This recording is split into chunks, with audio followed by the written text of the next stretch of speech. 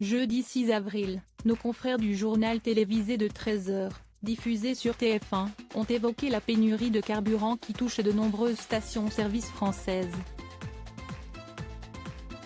Dans le fameux reportage, la reporter a interrogé les Français venus faire le plein d'essence pour leur véhicule, dans le Val-de-Marne, Île-de-France.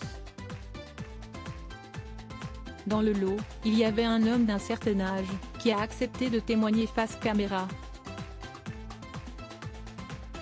Ce monsieur est venu pour du samplon 98, explique d'abord en voix off la journaliste.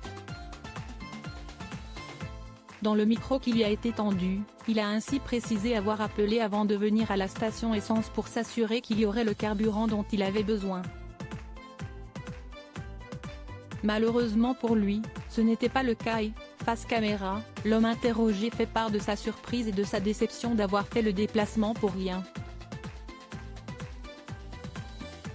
Cette séquence peut paraître anodine, à un détail près puisqu'il ne s'agissait pas d'un simple Français anonyme, mais du chanteur Michel Jonas.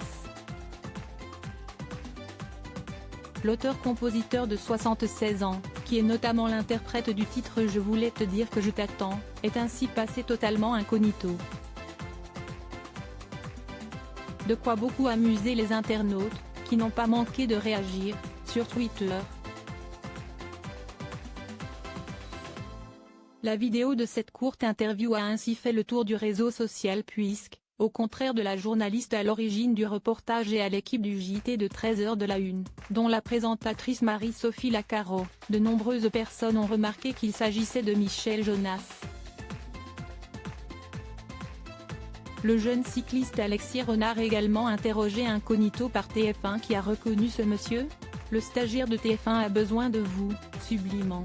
Michel Jonas fait le plein dans le sujet de TF1.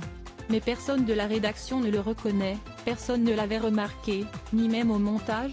Mort de rire, dites-moi qu'ils ont fait exprès de ne pas le reconnaître, peut-on lire sur quelques-uns des tweets sur le sujet.